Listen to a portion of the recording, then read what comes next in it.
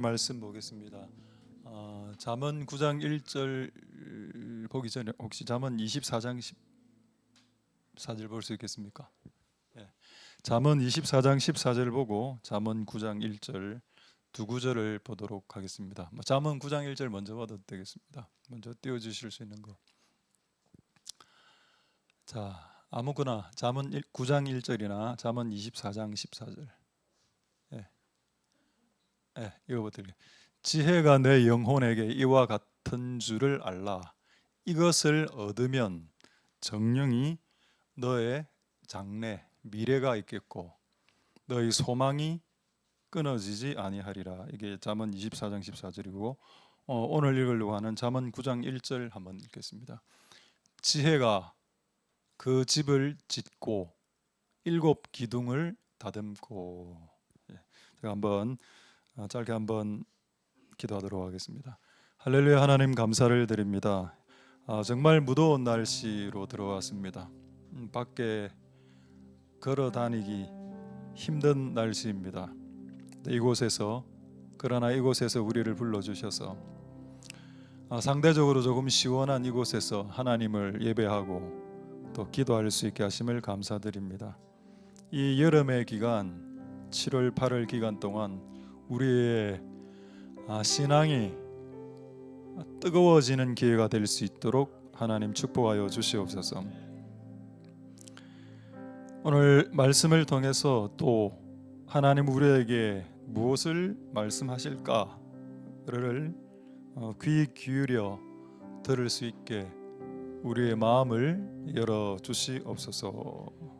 우리의 마음이 딱딱해지지 않도록. 딱딱해지면 말씀의 씨앗은 튕겨 나온다고 했습니다.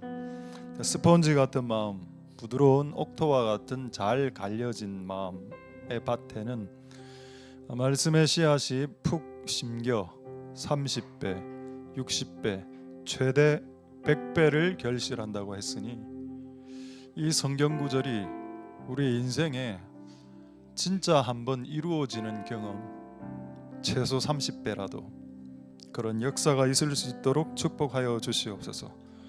예배를 통해서 영광 받으실 하나님 찬송드립니다. 모든 영광 하나님 홀로 받으시옵소서. 감사를 드립니다. 예수님 이름으로 기도드립니다. 아멘. 우리 좌우로 한번 샬롬 임마누엘 인사하도록 하겠습니다. 샬롬 임마누엘.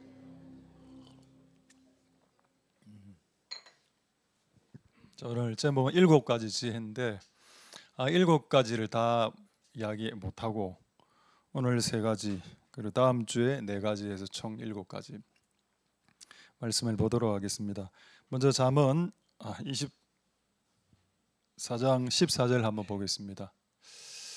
자, 여기에 지혜가 나오는데 이 지혜는 우리 교회도 지혜가 있습니다. 사람 지혜고 우리 이 지혜는 wisdom, 정말 하나님의 말씀, 내지는 하나님 주시는 모략, 하나님이 주시는 전략, 이런 게 하나님께서 주시는 지식, 정보 다 해당됩니다.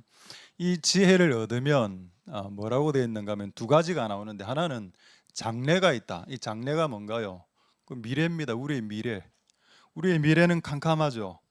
지금 우리 청년들의 미래 저는 진짜 정말 우리나라 보고 청년 보고 경제를 보면 캄캄한 것 같습니다.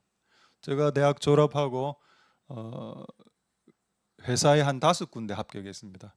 저는 골라갔거든요. 골라서. 근데 지금은 대학을 졸업해도 한 군데를 갈 수 없는 그런 시대가 되었습니다. 앞으로 더 심각해지게 될 것 같고 미래가 없어 보이죠. 근데 성경은 뭐라고 말하나요? 그렇지 않다. 너에게 지혜가 획득된다면 네 미래, 여기에 미래는 진짜 퓨처라고 되어 있습니다. 너의 미래가 밝을 것이다라고 말했습니다. 할렐루야.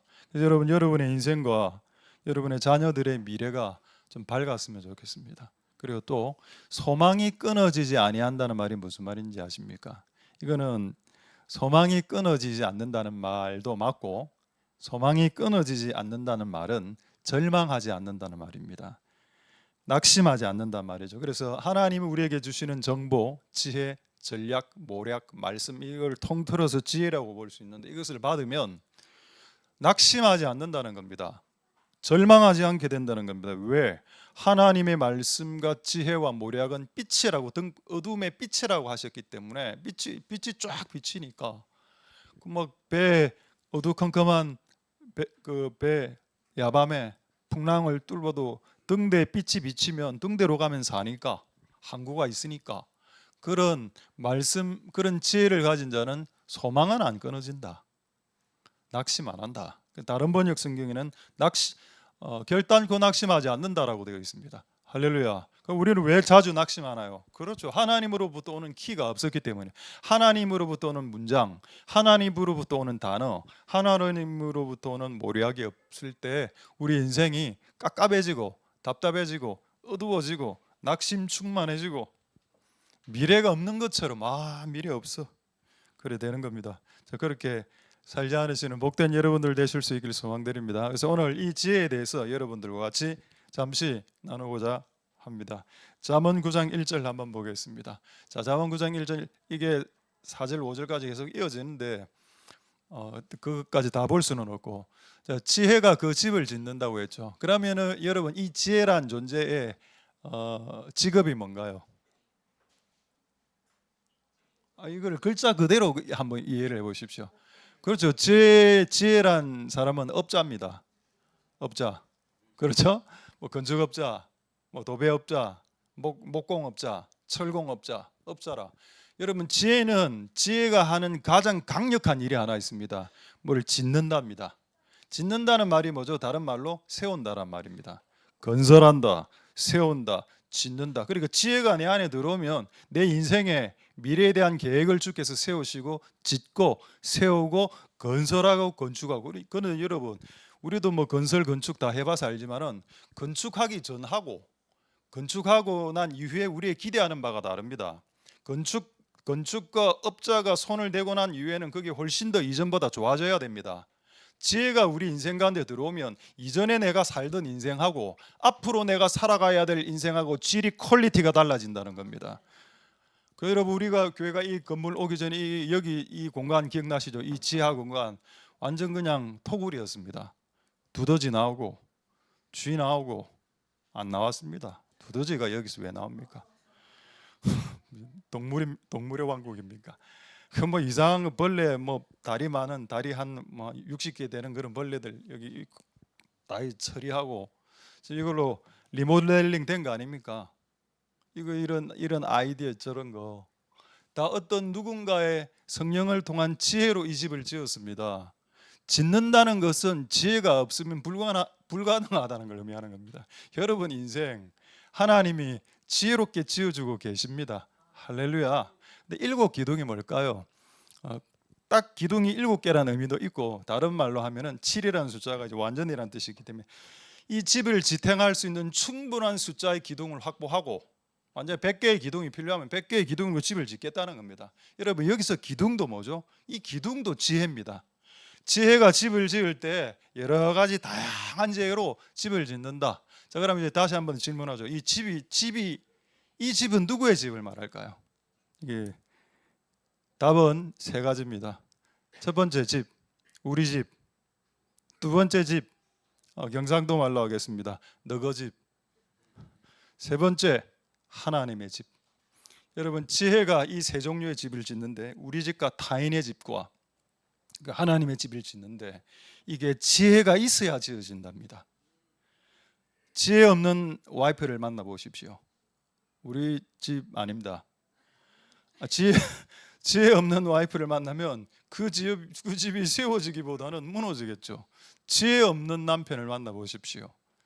집이 세워지겠습니까? 무너지겠습니까? 여러분 지혜로운 사람을 만나는 게 축복이다.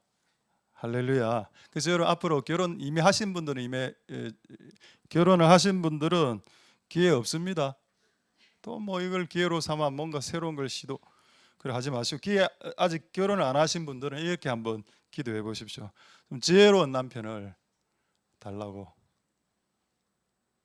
그리고 좀 돈도 좀 벌고 성격도 좀 좋고 개그도 좀 하고 이런 지혜로운 여자를 달라고 기도하라는. 그래서 결국 하나님의 집과 교회와 우리 집 너희 집을 짓기 위해 지혜가 필수적이다. 그러니까 성경이 이걸 말하고 있으니 우리는 이 일곱 기둥을 지금 회복해야 됩니다. 그래서 제가 이곳에서 거의 20여 년간 사역하면서 깨달은 한 열 몇 가지의 약간 지혜스러운 게 있습니다. 그래서 그것 중에 세 개를 오늘 여러분들에게 말씀드리도록 하겠습니다. 자, 근데 말씀드리기 전에 먼저 이걸 조금만 더 보도록 하겠습니다. 다시 9장 1절 한번 더 보죠. 9장 1절에 보면은 지혜가 있어야 집이 지어진다라고 했습니다. 자, 근데 여러분 우리 한번 생각해 보시죠. 우리 주변의 집안들 말입니다. 여러분들 알고 있는 집안들 중에 정말 지혜롭게 잘 건축된 집안, 가문을 알고 계신 분 한번 손 들어 보십시오. 아니면 항상 힘들고 막 지치고 오히려 그런 게 훨씬 많죠.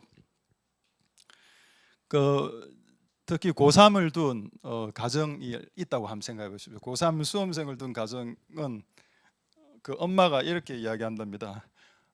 성경 말씀에 빗대서 기독교 가정인데 항상 공부하라, 쉬지 말고 공부하라, 범사에 공부하라, 이것이 너희를 향한 엄마의 뜻이니라. 이렇게 가르치면서 스트레스를 주면서 공부로 목을 조르면서, 이게 어떤 집안인가요? 그 지혜 없는 집안이죠. 그 애들을 가출하고, 최근에 우리 부산에 여학생 3명 동반 자살, 요 옆에 있는 우리 기독교 학교입니다. 고등학교 2학년 여학생들 3명입니다. 내가 너무 슬프더라고. 왜냐면 제가 잘 아는 교단 학교거든요. 그리고 옛날에 그 교목이 저하고 동기였기도 했기 때문에 너무 좀 무겁더라고, 가슴이. 공부를 너무 강조하다 보니까 아이들이 그 압박을 잊지 못해서 아이들 스스로 생을 마감하면은 그 가정은 어떻게 되는 겁니까? 무너지는 거죠.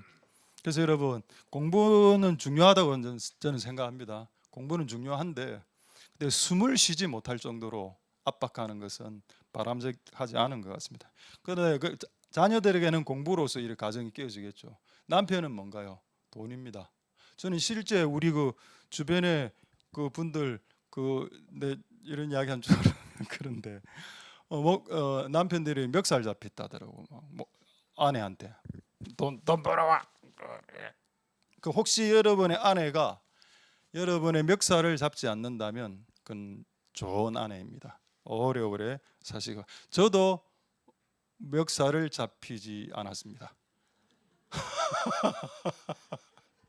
그래서 여러분, 가정이 공부, 돈 이런 거로 와해될 수 있거든요. 근데 지혜는 그런 것 때문에 무너지지 않게 만드는 것이 지혜인데, 왜 그런 무너지는 게 많았냐? 그 지혜가 없으니까 이런 일이 발생하더라는 겁니다. 그래서 성경의 잠언 말씀에는 지혜가 생명이다라고 나와 있습니다.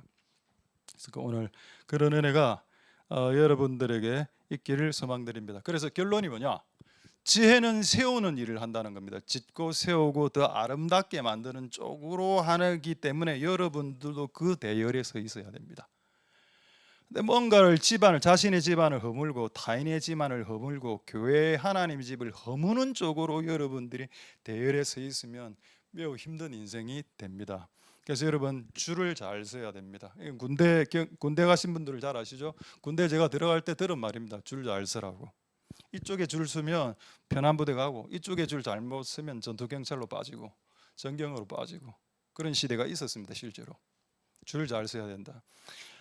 지혜가 역사하는 쪽은 자신의 집과 타인의 집과 하나님의 집을 세우는 쪽으로 역사하고, 그쪽에서 줄을 서 있는 게 여러분들에게 유리하다는 겁니다. 영적으로, 축복적으로, 자녀의 복까지도.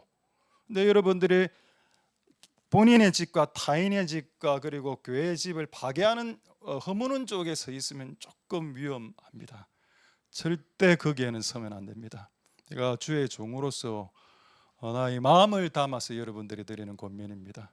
하나님의 집을 세우는 쪽으로 줄을 서 계시는 은혜가 있기를 소망드립니다. 그럼 그게 무슨 유익이 있습니까? 라고 질문하시겠죠.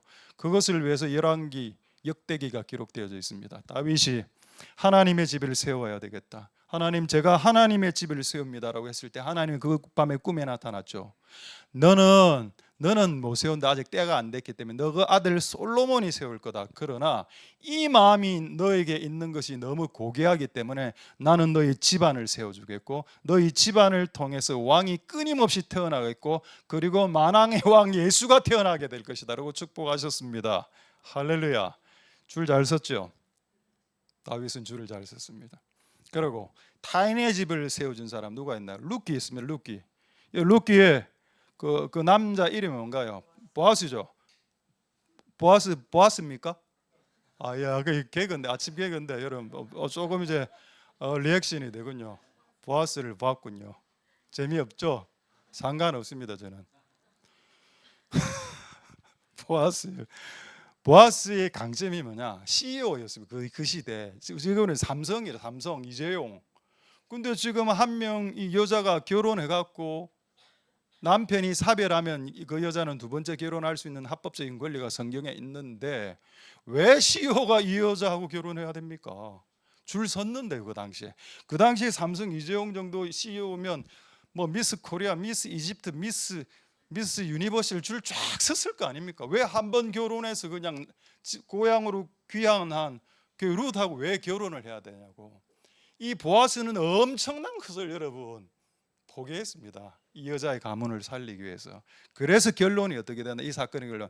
타인의 집을 세운 보아스. 그러니까 어떻게 보면 실제 이 여자하고 결혼 안 해도 돼 실제로는. 근데 해줬죠. 해준 겁니다. 해줘서 그 집안을 세워주었습니다. 그랬더니 어떻게 되나요? 그 룻기의 마지막 내용이 보아스가 뭐 이세가 다윗을 놓았더라. 어떤 가문이 됐다고요? 그 보아스의 가문이 왕가가 됩니다. 왕의 가문, 왕족. 그리고 그 가문을 통해서 누가 나왔다? 예수님이 나오는 겁니다. 타인의 집을 세우는 자, 왕족이 될 영적 왕족, 로얄 패밀리가 될 확률이 높고, 타인의 집과 하나님의 집을 세운 자, 예수 그리스도가 태어난단 말은 예수 그리스도의 임재죠. 그렇게 뭐 영적으로 한번 생각해 볼 수 있겠습니다. 할렐루야. 그리고 또 성전의 두 기둥의 이름이 뭔가요? 야긴과 보아스입니다. 우연의 일치일까요? 타인의 집을 세운 자, 하나님 나라의 기둥과 같은 자가 된다. 오늘 키는 기둥입니다. 일곱 기둥. 일곱 기둥이 뭔지는 모르겠지만 아직은 보아스가 타인의 집을 세워줬을 때 하나님이 야긴과 보아스의 기둥 두 개의 기둥으로 성전을 지탱하고 있죠. 한쪽 이름을 보아스라고 해라. 놀랍지 않습니까? 한 개인의 이름이 기둥이 성전의 기둥이 되고, 한 개인의 이름, 야곱의 이름이 이스라엘로 바뀌었을 때 그 이스라엘이라는 나라의 국호가 나라의 명이 되고, 이런 역사가 있습니다. 할렐루야. 그래서 여러분, 여러분의 집도 세워야 되고 필사적으로 목숨 걸고 세우십시오. 어리석게 세우면 여러분 집도 망할 수도 있습니다. 근데 우리 집을 세우는데 너무 에너지를 다 쏟아부어서 타인의 집은 망하든 말든 신경 끄지 마십시오. 그 보아스는 무너져가는 룻의 집안을 일으켰습니다. 그런데 엄청난 로얄 패밀리의 복이 임했죠. 마찬가지로 우리 집도 신경 쓰고 타인의 집도 잘 되면 좋고, 근데 하나님의 집은 거미줄이 쳐져 있으면 안 되겠습니다. 그래서 이 세 가지 집을 세우는데 지혜가 필요하니 그 지혜가 오늘 우리에게 부어지는 시간이 다 될 수 있게 되기를 소망드립니다. 할렐루야. 뭔가를 시작하고 그게 일이든 사업이든 뭔가를 짓고 시작하고 새롭게 뭔가를 건설하려고 하면 무조건 지혜를 받으십시오. 누가 그래 이야기하더군요. 어떤 분인데 우리 교회 가끔 오신 분인데 지금 뭐 안 오시는 분인데 왜 우리 교회는 십자가가 없냐고 그래 하더라고. 그래서 저 옥상에 빨간 십자가 정말 적극적인 십자가 하나 있습니다. 왜 이 공간 안에 없냐 해서 제가 이거 하나 붙여놨습니다. 이거 보이죠? 십자가요. 하도 뭐라 해서 여기 하나 딱 붙여놨. 그리고 여기도 십자가가 있습니다. 설교할 때 이렇게 설교하려고 이렇게 십자가 너무 십자가 없다 이랬어. 그래서 설교하면 되겠 뭐. 여러분들 안내할 때 십자가 들고 안내하십시오. 십자가 들고 안내하고. 여기 십자가가 안 붙어 있으면 교회에 십자가가 없는 겁니까? 아이고 진짜 우리 옛날에 저쪽 교회 있을 때 얼마나 해프닝이 많았는가 하면은 지나가는 권사님, 우리 교회 권사님 아닙니다. 지나가는 권사님 내가 밖에 있었는데 우연히 목사님이십니까? 예 목사님. 근데 왜 교회 간판에 교회 전화번호가 없습니까?를 따지는 겁니다. 그래 내가 속으로 우리 교회 권사님이십니까? 아니라 다른 교회. 왜 번호가 있어야 되는데 왜 우리가 번호가 있다가 번호를 뺐는가 하면은 그 번호 적어 놓으니까 계속 이상한 전화만 오지. 뭐 전도 상담 이런 거 거의 안 오고 뭐 팔아라 알라. 그래서 없앤 거거든요. 근데 자기가 그게 거슬린 것 같아. 근데 여러분, 우리가 그런 각도로 교회나 나의 집과 타인의 집과 우리 교회를 안 거스릴 게 어디 있습니까? 왜 네가 오늘 넥타이를 안 맨, 이것도 거슬릴 수 있죠. 제가 지금 넥타이를 안 맨 이유는 너무 더워서 그렇습니다. 그리고 넥타이가 너무 없고 매일 넥타이가 없어. 맨날 파란 거 그거 사각 점박이 그것도 한두 보이지. 계속 맸다가는 욕을 들어갔더라고. 우리 집안이 뭐 와이프가 뭐 안 사줬냐 이런 오해를 할까봐 그냥 없앴죠. 근데 이것도 거슬리거든요. 제가 18년간 교회 생활하면서 가장 황당한 분, 그 우리 교회 한 상교회날에 나가신 분인데, 그 60대 아주머니 교회 왔다가 나가면서 왜 교회 나가십니까? 저 윤씨 싫어합니다. 저 배비윤씨 싫어합니다. 나갔거든요. 답이 없죠. 그거는 그런 경우에는 그렇습니다. 근데 여러분, 우리가 하나님 나라를 세우기 위해 진짜 너무 웃긴 일이 너무 많았거든요. 그래서 여러분, 하나님의 집을 세우고 여러분의 집안을 반드시 세워야 됩니다. 그리고 여러분의 타인의 여러분 주변에 있는 사람들의 집도 잘 되도록, 저는 이걸 실제 18년간 한 것 같아요. 우리 교회가 뭐 그렇게 아프리카까지 선교는 안 했지만은, 일본 정도 선교를 했지만은, 우리가 18년 동안 한 걸 돌이켜 보면 무너져가는 집안이 우리 교회 와서 많이 살아났습니다. 이거 여러분들 말 못할 걸요. 우리 교회 와서 좋아져가 나간 분들 진짜 많습니다. 그러니까 하나님 그런 부르심으로 이 교회를 세우셨다. 그런 거에 대해서는 오늘 이 말씀과 비추어 봤을 때 지혜는 뭔가를 세우는 쪽인데 그 역할을 하고 있었구나. 여러분들 우리 교회 처음 왔을 때 얼마나 은혜 받으셨나요? 제가 분명히 그랬죠. 처음 오신 분들에게 6개월 후를 조심해라고. 그때부터 거슬리기 시작한다고. 그걸 이겨내고 끝까지 견뎌서 승리할 수 있는 복된 여러분들 되실 수 있기를 소망드립니다. 제가 그래서 오늘 7가지 기둥과 같은 지혜 중에서 3가지만 정말 이 사역 18년, 정확하게 말하면 18해를 사역을 하면서 깨닫게 된 10가지의 지혜가 있는데, 그 중에 오늘 3가지만 짧게 여러분들에게 나누도록 하겠습니다. 첫 번째 지혜입니다. 욥기서 23장 10절 보겠습니다. 욥기 23장 10절 말씀에 한번 보죠. 욥기 23장 10절 보시면, 나의 가는 길을 오직 그가 아시나니 그가 나를 단련하신 후에는 내가 정금같이. 참 질문하겠습니다. 여러분, 욥 전도했습니까? 전도 난 했을 것 같아요. 욥 예배했습니까? 욥은 예배했을까? 욥 찬양했습니까? 욥 기도했습니까? 욥 선교했습니까? 선교는 안 한 것 같아요. 왜냐하면 선교를 하려면 이스라엘에서 나가야 되니까. 그렇죠? 여러분, 욥의 부르심은 뭐였을까요? 욥의 부르심, 저는 이 내가 나의 가는 길이라고 할 때 이 나의 가는 일을 어떻게 제가 이해가 되어지는가? 나의 가는 그런 인생을 말한다. 내가 이 땅에 태어나서 내가 걸어가야 될 인생 말입니다. 최근에 어떤 한 60대 후반에 여자 우리 목사님 한 분을 우연히 다른 충청도에서 만났는데, 그분은 그래 이야기하시더군요. 제가 이제 이런 인생을 살아왔다니까 그분 참 매우 지혜로운 명쾌한 한마디를 저에게 해주셨습니다. 네가 살아온 그 인생이 너희 부르심이다라고 했습니다. 네가 만약에 가난하게 살았다면 그것은 부르심이다. 다른 사람들은 부자로 살았지 않느냐? 부자로 산 사람들은 어릴 때 가난하게 살았던 삶을 경험해 보지 못했다. 그래서 그건 부르심이다. 너희 부르심이다. 건강하게 태어난 사람은 어릴 때 다리가 하나 없이 태어난 사람들의 고통을 모릅니다.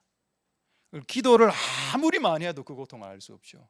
근데 다리가 하나 잘려져서 태어난 그 친구는 그 고통을 겪으면서 곱씹으면서 태어났죠. 그게 너희 부르심이다. 그래서 다리가 잘려진 사람들에게 위로할 수 있고 상담할 수 있고 그들을 세워줄 수 있다. 그런 각도로 생각해 보자는 겁니다. 그럼 내 인생에 얼마나 고통이 많았는데, 여러분도 마찬가지고 그런 고통이 여러분의 어떤 목적과 방향성과 부르심을 위해서 그렇게 하나님께서 짜놓으셨다라고 동의됩니까? 그게 이 내용이라는 겁니다. 욥기서 23장 10절에 내 인생길을 하나님께서 짜놓으신 것 같고, 근데 그 짜놓으신 여정 중에 고난이 오더라는 겁니다. 그래서 첫 번째 지혜가 뭐냐? 인생이란, 한마디로 딱 이야기하면 인간의 인생이란 사역을 시키는 도구, 기계로 만드는 것이 아니다. 하나님이 부르시면 인생을 예수님 비슷하게 만들어내는 게 그분의 부르심, 궁극적인 최종적인 최고의 부르심인데 뭐 사역, 전도, 선교 그건 그 다음입니다, 여러분. 예수스럽지 않은 자들이 전도하기 시작하면 그 전도 누가 받아들이겠으며, 예수스럽지 않은 자들이 선교할 때 누가 그 선교를 받아들일 수 있겠습니까? 근데 내가 이제 예수스러움이 먼저인데, 근데 내가 내 예수스러움을 내 안에 빚어내기 위해 하나님께서 사용하시는 도구가 뭐라고요? 내 몸에 힘을 빼는 거, 그게 고통과 연단과 시련입니다. 할렐루야. 그래서 인생이 뭐라고요? 시련과 고통과 연단을 통해서 내 몸에 힘을 쫙 빼는 것, 그 여정이 우리의 인생의 여정이다. 할렐루야. 그래서 여러분 병들었을 때, 힘들 때 하나님 나의 힘을 빼시는구나 생각하십시오. 그럼 이렇게 생각하겠죠. 내 힘을 다 빼면 나는 어떻게 살아가나요? 나중에 하나님의 힘으로 살아가는 비법을 터득하게 됩니다. 왜 여러분들이 지금 하나님의 힘으로 살아가는 비법을 터득하지 못했냐? 힘이 덜 빠져서 그렇습니다. 제가 최근에 힘이 좀 빠져 있었죠. 진짜 여러 가지 사건이, 너무 많은 사건들이 터졌기 때문입니다. 근데 지금 버티고 있습니다. 근데 이제 꽤 오래 버텼거든요. 한 6개월, 1년 정도. 그러니까 약간 새로운 힘이 지금 들어오는 것 같은 느낌을 받고 있습니다. 저도 집어 던지고 갈 수 있습니다. 그럼 왜 그렇게 못했을까요? 하나님의 부르심이 끝났다고 주께서 말씀하시지 않으셨기 때문입니다. 할렐루야.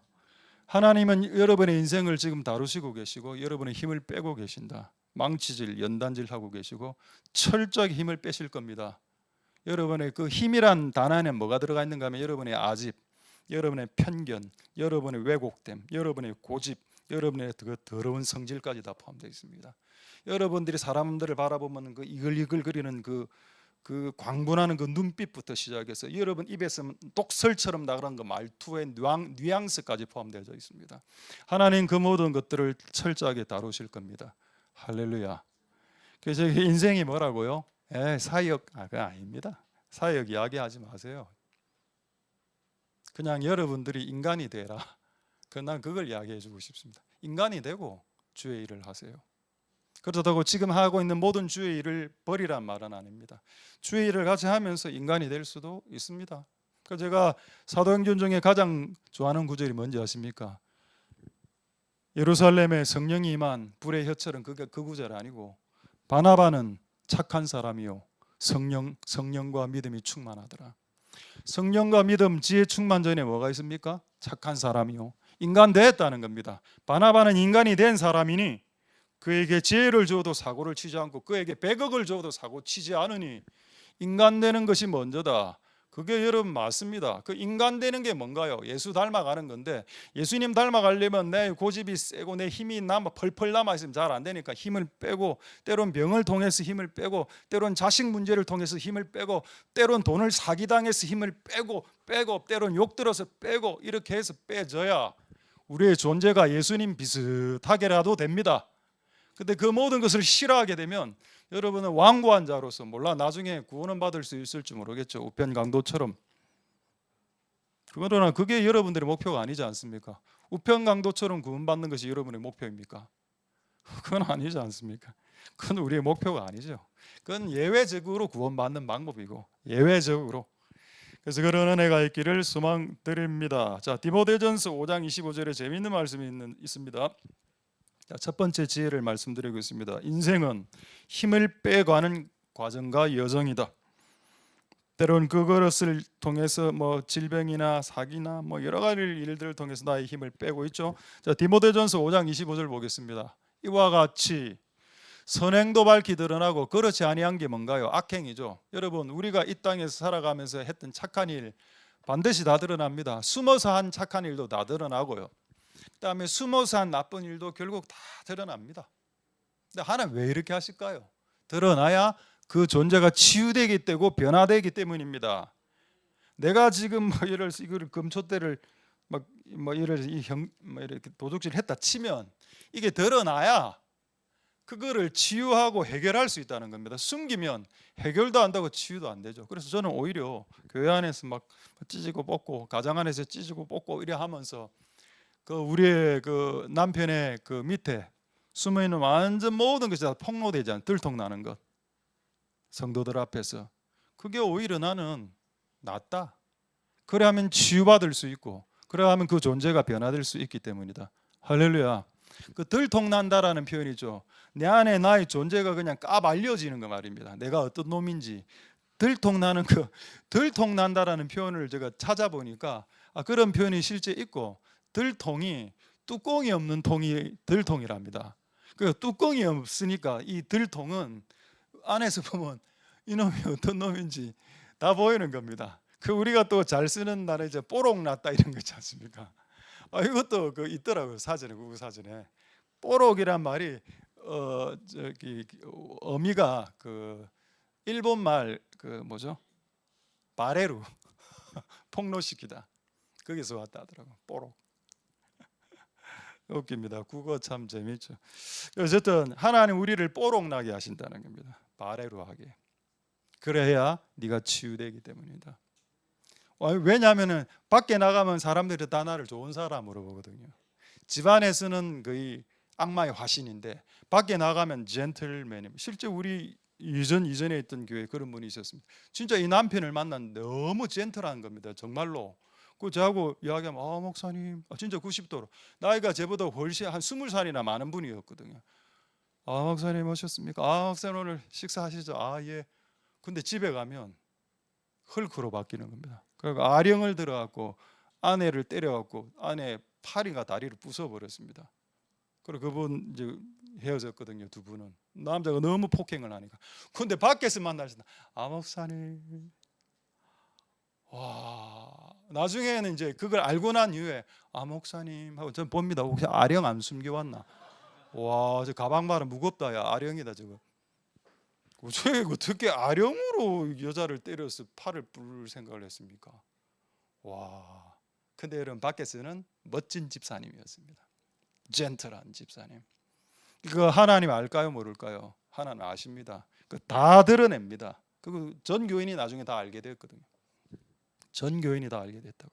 근데 전 교인이 다 알게 되면 그게 나쁘냐? 난 그거 좋다라고 생각합니다. 그래야면 그 사람의 문제가 드러났기 때문에 해결할 수 있다는 겁니다. 하나님 은혜가 부어지고 회개하고 중보하면서 문제를 해결해낼 수 있겠죠. 할렐루야. 그래서 인생은 마치 괴롭히는 것 같아요, 우리를. 자, 누가 있습니까? 다윗을 괴롭힌 사울 왕이 있습니까? 사울 왕이 다윗 싫어했죠. 질투했습니다. 그래서 나중엔 사울을 창으로 꼽으려고 했습니다. 엄청나게 고통 많이 당했죠, 다윗이. 근데 하나님께서 그 다윗에게 주신 축복이 뭔가요? 누가 그렇게 이야기하더군요. 사람으로 고통당한 사람은 사람으로 위로받는다. 그래서 요나단, 사울의 아들 요나단이 단짝이 되어서 다윗을 위로해 줍니다. 맞습니까? 할렐루야. 야곱을 20년간 괴롭힌 삼촌이 하나 있었죠. 그 삼촌의 이름은 라반입니다. 20년 동안 괴롭혔습니다. 심지어는 결혼도 내가 이 사람하고 결혼한다고 약속했는데 다른 사람 밀어넣었죠. 그럼 여러분 거의 원수 아닙니까? 그 라반. 그런데 그런 20년 동안 생활 속에서 버틸 수 있었던 야곱이 그 20년 버틸 수 있었던 이유가 성경에 나오죠. 라헬 때문이었습니다. 라반을 통해서 상처받았지만 라헬을 통해서 위로받았습니다. 우리 교회를 생각해 봅시다. 우리 교회가 저쪽에 있다가 일로 옮길 때 많은 공격들이 있었고 실제 말은 안 하겠는데 이 주변에 어떤 한 교회가 우리 교회가 일로 온다고 여기로 온다고 막 노회 막 이렇게 좀 안 좋게 좀 했습니다. 우리 시차례하고. 그러니까 제가 너무 좀 이렇게 안 좋은 상황으로 내몰렸습니다. 그래서 저는 이제 강하게 생각했죠. 계속 이래하면 나 교단 탈퇴한다. 이런 게까지 제가 생각을 하고 있었을 텐데 너무 제가 그때 뒤었죠. 이 교회가 서로 전도하고 잘 되기 위해서 교회가 가까이 있으면 교회가 더 좋은 거지. 그 가구 거리 이런 거 보십시오. 가구 거리에 가면 가구점 A 가구, B 가구, C 가구 이렇게 모여 있는 이유가 가구점이 모여 있으면 장사가 더 잘 되기 때문에 가구점들이 모이거든요. 그럼 교회도 여러 개가 모여 있으면 더 뭐 장사 잘 된다, 뭐 그건 좀 웃긴 얘기고 뭐 잘 되겠죠 조금 더. 근데 그걸 너무 좀 싫어하시더라고. 그러니까 그런 상황이 있어가 그 한 교회 때문에 제가 엄청나게 한 몇 개월 동안 시달렸습니다. 전화 받고 시차례에서 막 한 2시간 깨지고 박살나고. 내가 여러분들한테 이야기하지 않지 않았습니까? 그렇게 하고 난 이후에 그 한 교회로 엄청나게 고통을 당하고 난 이후에 한 교회가 왔습니다. 이제 이야기 안 하겠습니다. 정말 뭐가 차 있는 교회가 왔어요. 희망찬 와갖고 한 교회를 통해서 엄청 제가 당했는데 그게 딱 끝나니까 한 교회를 통해서 또 위로받게 하시는구나. 할렐루야. 근데 저는 그 한 교회를 통해서 고통받게 한 것은 하나님 허락하셨다고 난 생각하는 합니다. 지금 그렇게 우리가 고통을 당하면서 조금 더 하나님을 더 붙잡게 되어진 것이겠죠. 할렐루야. 그래서 인생은 여러분들을 연단시키는 과정이고, 망치질, 해머질, 밟히고, 사람들에게 밟히고, 눈알 뽑히고, 코피 터지고, 그게 정상입니다. 그거를 당하지 않은 사람이 이 지구상에 한 명이라도 있을까요? 저는 100명, 100%, 100%다 그런 고난을, 다양한 형태의 고난을 다 당하셨다고 저는 믿습니다. 자, 야곱의 고통 조금만 보고 이제 두 번째로 넘어가겠습니다. 창세기 31장 41절이 참 재미있는 내용인데 제가 오늘 확인해 보니까 야곱이 저는 한 40대 결혼한 줄 알았더만 야곱은 결혼을 무슨 거의 70대, 80대 했더군요. 내가 오늘 좀 충격받았습니다. 그건 지금 중요한 내용은 아니고, 이 야곱이 어떤 고생을 당했냐. 창세기 31장 40절에 보면 내가 외삼촌의 집에 20년 거했죠. 그래서 몇 년 일했습니까? 두 딸을 위해서 14년, 외삼촌 양떼를 위해서 6년에서 총 20년 일했는데 품값을 바꿨다. 품값을. 뭐죠? 10만 원 준다 했다가 5만 원 줬다가, 5만 원 준다 했다가 3만 원 줬다가, 3만 원 준다 했다가 돈 안 줬다가, 요거를 10번 당해. 성경에서 10이라는 숫자와 7이라는 숫자는 완전의 의미가 있기 때문에 딱 10번이라는 의미도 되지만은 엄청나게 많음도 됩니다. 근데 40, 그 앞에 구절 한번 보죠. 40절. 근데 야곱이 그것만 한 게 아니고 이 20년 동안 그의 생활이 어땠는지 한번 봅시다.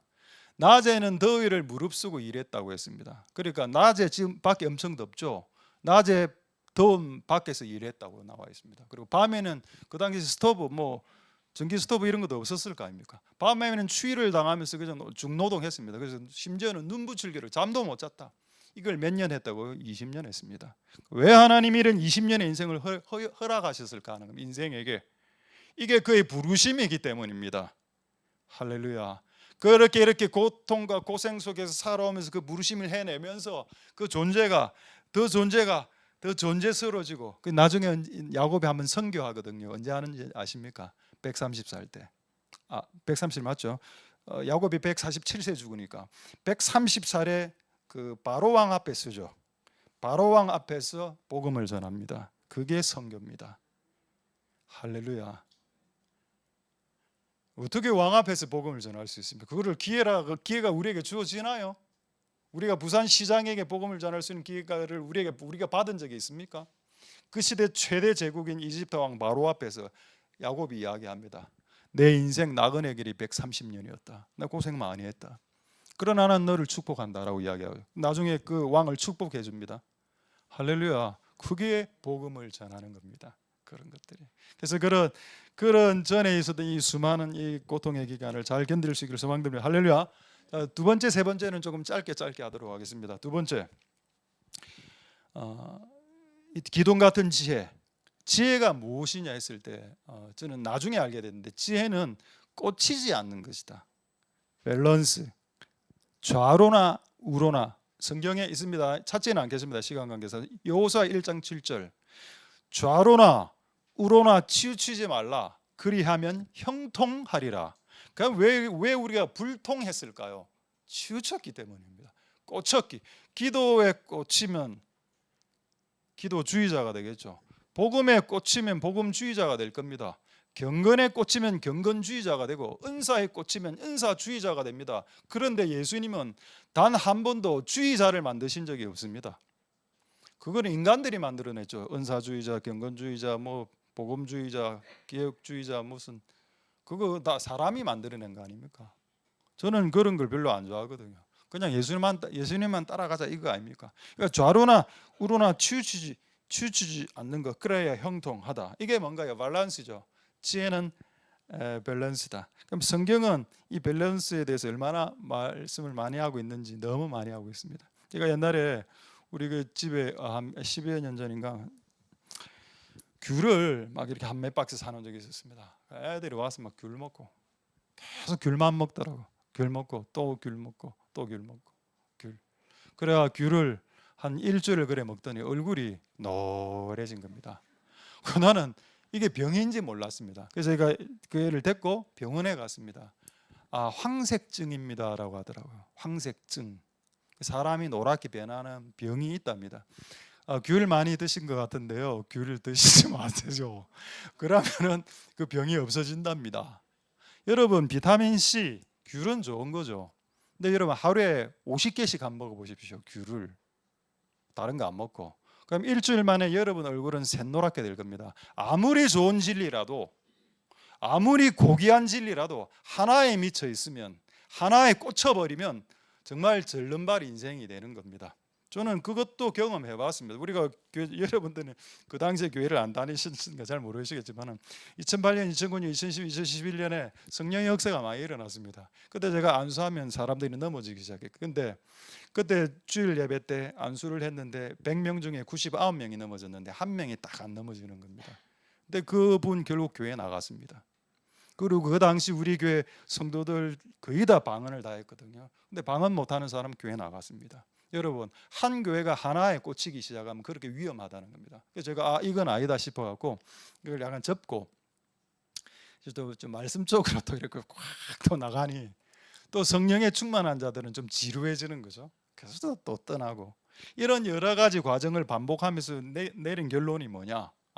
이거는 밸런스를 잡아야 되는 문제다. 하나에 뭐 비타민 C가 좋다고 해서 비타민 C만 먹으면 황색증 걸리는 것처럼 절대로 그렇게 살아서는 안 되겠다. 할렐루야. 그 지혜를 깨닫는데 한 20년 걸렸습니다. 밸런스를 잡으십시오. 자, 한번 보겠습니다. 이게 성경적인지를 시편 78편 72절 보겠습니다. 시편 78편 72절에 보시면은 이게 다윗 구절입니다.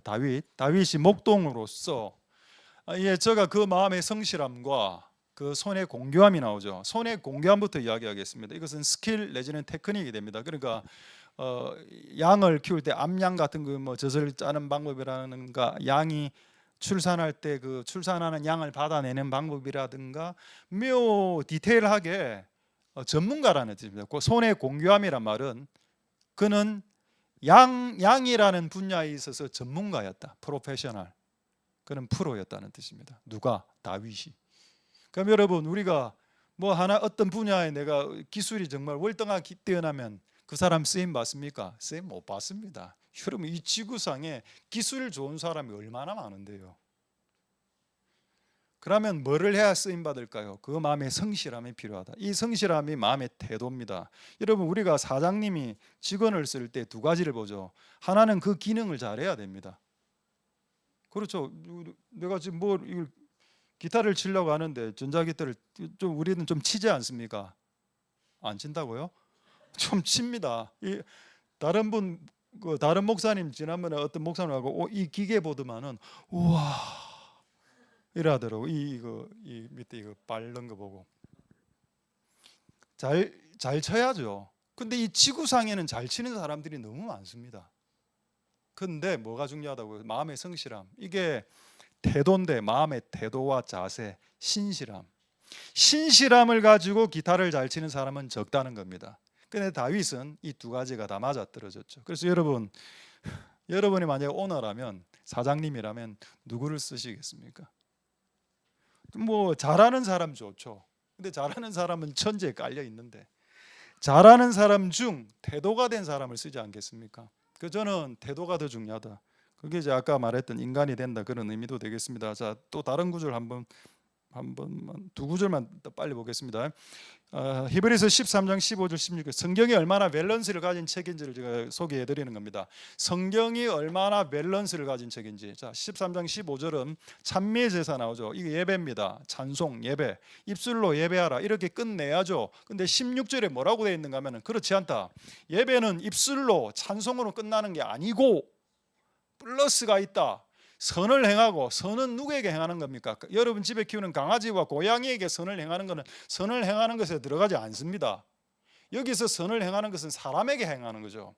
여러분이 타인을 무시하지 않고 타인에게 타인을 멱살 잡거나 타인을 무시하거나 멸시하거나 이런 거 하지 말라는 겁니다. 타인에게 선을 행하고 또 타인이 좀 이렇게 가난하고 좀 이렇게 할 때 또 나눠주고, 이 같은 제사를 하나님이 기뻐하신다. 할렐루야. 그럼 제사가 뭔가요? 예배가 뭔가요? 하나님께 노래로 예배하는 예배 플러스 사람들에게 뭔가를 나눠주고 사람들의 필요를 채워주는 것까지가 진정한 예배의 원성이다. 밸런스 있죠. 근데 우리는 이걸 앞에 것만 가르쳤습니다. 기독교가. 그래서 성도들에게 밸런스를 잃게 만들었죠. 마지막 구절 보겠습니다. 사도행전 18장 3절 4절. 자, 사도행전 18장 3절 4절 보시면은 제가 이거를 깨닫는데 저 20년 걸렸습니다. 사도 바울이 이제 원래 업이 자기 생업이죠. 천막 만드는 사람이었습니다. 이 당시 천막은 텐트, 우리 캠핑 갈 때 텐트를 말하는 게 아니고 그 천막 안에서 한 10명씩 20명씩 자는 그런 거대 텐트를 말합니다. 거대 텐트를. 그걸 염소 가죽으로 만들고 얼마나 힘이 들었겠습니까? 무두질이란 말 들어보셨죠? 가죽하는 걸 무두질이라 하거든요. 가죽을 패고 막 염료를 집어넣고 이런 과정 어렵습니다. 그게. 근데 그거를 했다. 사도행전에 기록되어 있죠. 업이 같으므로, 여기서 업은 생업입니다. 살기 위해 하는 일을 생업이라고 합니다. 그 일을 해서 그 업을 장막 만드는 일을 왜 했을까요? 돈이 없으니까 한 겁니다. 여러분, 사도행전에 나오는 이 사도 바울이 먹을 걸 이 당시에 사도 바울의 인기가 높았습니다. 그래서 다른 교회 가서 제 사도 바울입니다. 밥을 먹기 위해서 15만 원 필요한데 15만 원 좀 주시죠. 이렇게 해도 사도 바울은 그 돈을 받을 수 있었습니다. 근데 성경에 뭐라고 되어 있는가 하면 나는 그런 권리를 포기했다라고 이야기하고 있거든. 난 내가 벌어 쓴다라고 했습니다. 그래서 이런 단어가 이제 자비랑 성기라고 하는데 어쨌든 그래갖고 이제 먹고 살았습니다. 그럼 이 사람이 주님의 일은 안 했나요? 했습니다. 4절에 보십시오. 안식일이 언제죠? 일요일로 보겠습니다. 자, 매주일마다 바울이 해당에서 강론했다는 말은 뭔가요? 주중에는 뭘 했단 말입니까? 주중에는 살기 위해서 생업을 했고 주말마다 안식일마다 매 안식일마다 말씀을 전했다. 유대인과 헬라인들에게. 이게 가능할까요? 가능합니다. 제가 해보니까 가능하더군요. 저는 오히려 더 좋던데요. 왜냐하면 몸이 피곤하고 이래 하니까 더 영이 맑아지는 것 같아요. 더 영이 말라지고 몸이 피곤할 때 기도를 하면 몸이 피곤할 때 잘 수도 있고 몸이 피곤할 때 기도도 할 수 있지 않습니까? 근데 저는 대체적으로는 몸이 피곤할 때 기도하러 오지 않습니까? 근데 그때 더 영이 맑아지더라고. 더 깨달음도 왔고 그거 더 좋은 것 같아요. 저는 해보니까. 할렐루야. 이런 밸런스를 잡는데 20년 걸렸습니다. 근데 20년 전에는 저는 어떻게 설교했는가 하면은 20년 전에 설교 목사가 주일만 최선을 다하세요 그렇게 했습니다. 제가 만약에 이렇게 지금도 설교하고 있다면 우리나라의 60% 이상의 투잡을 가진 목사님과 대적이 될 겁니다. 나는 그 길을 걷지 않을 겁니다. 농촌에서 5명 목회하시는 농촌 목사님 알고 있습니다. 한 달에 월급 40만 원 받거든요. 그럼 여러분 40만 원 받고 자녀가 3명인데 그 목회할 수 있습니까? 그래서 그분은 토마토 농사를 하고 구지뽕 농사를 합니다. 그게 잘못됐나요? 그게 죄입니까? 그게 그 사람이 그의 부르심을 잃어버리는 행위입니까? 차라리 그가 목사로서 아버지로서 40만 원으로서 살다가 분유값 못 줘서 그 아이가 죽어 나갔다면 그게 더 하나님 보실 때 어리석은 행동이죠. 그래서 여러분 우리가 뭔가를 세울 때 지혜가 필요합니다. 그리고 우리가 20대 때 지혜, 제가 30대 때 지혜를 생각하면 얕았던 것 같아요. 얕다. 제가 30대 때 제 설교를 들어보면 뭔가 열정은 있는데 얕았던 것 같고 지금 제가 나이가 이제 조금 있으면 60인데 지금은 오히려 몰라 이렇게 그냥 하겠습니다. 자, 마지막 세 번째 지혜는 뭐냐? 모든 사람마다 사용 설명서가 있다. 그러니까 이런 문장을 이야기하려면 최소한 성경을 근거로 해야죠. 저는 성경에 근거가 없는 말을 안 합니다. 최소한 강대상에서는. 모든 사람마다 사용 설명서. 당연 여러분 이거 휴대폰 사면 휴대폰 사용 설명서 있죠. 만약 무슨 기계를 샀다. 어떤 기계를 샀으면 그 기계에 대한 사용 설명서 다 다릅니다. 똑같은 유사한 폰이라도 설명서가 다 다르죠. 그렇다면 사람도 다르지 않을까요? 사람도 여러분들이 어떤 사람을 대하고 말투 어떤 거를 주제 그 사람 싫어하는 주제가 있을 수 있고 유달시 그 사람이 싫어하는 주제만 계속 끄집어내면 그 사람과 관계 파토내겠다는 것밖에 더 되겠습니까? 그 사람이 무엇을 좋아하며 그 사람이 무엇을 원하고 그 사람은 어떤 성향인지를 각 사람마다 사용 설명서가 나 있다는 겁니다. 그렇다면 이게 성경에 있는지만 보면 되겠죠. 성경에 있습니다. 어디에? 사사기 13장 8절 말씀에 있습니다. 사사기 13장 8절 말씀에 마노아가 삼손이 태어나기 전에 천사가 찾아왔죠. 천사가 여자에게 와이프에게 먼저 찾아왔습니다. 그러니까 마노아가 아버지인데 나도 그 천사 한번 만나보고 싶다 이렇게 된 겁니다. 그래서 하나님 그 천사 한 번만 더 보내주세요. 제가 물어볼 게 있습니다. 했더니 한 번 더 똑같은 천사가 찾아왔습니다. 하나님 사람을. 자, 그랬더니 내용 보십시오. 그 마노아가 했던 질문, 하나님의 사람을 우리에게 다시 임하게 하사 그로 그 천사로 우리가 낳을 아이 삼손에게 어떻게 행할 것을 우리에게 가르치소서가 핵심입니다. 삼손이란 아이가 지금 태어날 건데 얘를 우리가 어떻게 가르칠까요? How to teach. 티칭 방법을 가르쳐 주십시오. 이 아이에게 무엇을 금지시키고 무엇을 하라 해야 되며 이런 기도 해본 적 없으시죠? 저도 안 해봤습니다. 여러분이 여러분 자녀 3명을 낳았다고 칩시다. 3명 다 성격 똑같습니까? 완전 다릅니까? 완전 다르죠. 첫째는 이상하고 둘째는 개팍하고 셋째는 다 너무 이상하지 않습니까? 죄송합니다. 너무 다르지 않습니까? 근데 내가 첫째를 키우는 방식으로 둘째, 셋째를 키우면 둘째, 셋째는 상처받습니다. 여러분도 맞아요. 여러분이 남편을 대하는 태도, 남편의 사용 설명서가 다 다르죠. 누군지 모르겠지만 어떤 남편 이랬습니다. 그거는 약간 긍정한다는 뜻이죠. 그 여자분의 또 와이프의 사용 설명서도 조금 다릅니다. 맞춰줄 수 있을까요? 이거 하나님이 이거 맞추셨을까요? 각 사람마다 각 사람에게 맞게 처방식으로 만나주시고 그 사람의 기질대로 그 사람의 은사대로 만나주신 이렇게 하신 그런 예들이 있냐? 예, 많습니다. 자, 한 구절만 보겠습니다. 이제 곧 말씀 마치도록 하겠습니다. 신명기 32장 2절 말씀 보시겠습니다. 신명기 32장 2절 자, 보시면은 나의 교훈은 내리는 비요 나의 말은 맺히는 이슬이. 하나님의 말씀은 비인데 어떤 비? 연한 풀 위에는 가는 비처럼 내린다. 다른 번역 성경에는 보슬비라고 되어 있습니다. 보슬비가 뭐죠? 보슬보슬 내리는 비를 보슬비라고 합니다. 근데 이 존재가 지금 풀이라 너무 약해요. 이 사람에게는 센 말씀을 주면 찢겨 나갑니다. 여러분 말씀으로 그 사람을 찢어낼 수도 있습니다. 제가 해보니까 가능하더군요. 근데 이 사람이 너무 연한 심성을 갖고 있는 거라 너무 미미하고 나약한 그에게는 그냥 보슬비 한두 방울 떨어주는 쪽으로 은혜를 주는 게 맞다는 겁니다. 그런데 좀 강한 자이죠. 채소, 뭐 배추 이런 건 좀 강하다 아닙니까? 배추가 약합니까? 배추가 이렇게 얼마나 강한데 배추 던지고 이래 하면 멍들고 이랍니다. 배추 강하죠. 그 배추에는 담비, 영어 성경에 뭐라 되는지 아십니까? 샤워라고 되어 있습니다. 소낙비 샥 부어준다. 그 존재에 따라서 하나님이 달리 대우한다는 뜻입니다. 그 각 사람마다의 스타일과 특질과 특징과 사용 설명서가 다 다르기 때문에 그게 맞춰서 해주는 것이 성육신이죠. 할렐루야. 그게 복음입니다. 한 구절 보고 말씀 마치겠습니다. 고린도전서 7장 7절 말씀이에요. 그래서 여러분 주변에 있는 사람들이 여러분들하고 다를 수 있습니다. 다른 거는 뭐 누가 그래 이야기해도 다른 것은 틀린 게 아니라고. 그냥 다를 뿐이다. 내하고 생각하는 바가 다른 거지. 그걸 인정하고 받아들이면 되는 겁니다. 그냥 인정하고 받아들이는 거. 근데 성경에도 나와 있습니다. 사도 바울의 말이죠. 나는 모든 사람이 나와 같기를 원하지만 그러나 그렇지 않을 수 있다는 겁니다. 하나님께 각각 받은 은사가 다 다르기 때문에 하나는 이러할 수 있고 하나는 저러할 수 있는데 왜 그걸 네가 판단하? 내가 이러하기 때문에 저러한 걸 판단하고 나는 저러한 사람이기 때문에 나는 이러한 사람을 받아들이지 못하겠어요라고 하지 말라는 겁니다. 그건 지혜가 아니죠. 어리석은 사람입니다. 지혜는 뭐라고요? 이 사람이 이러하고 저 사람이 저러한 것을 받아들이는 겁니다.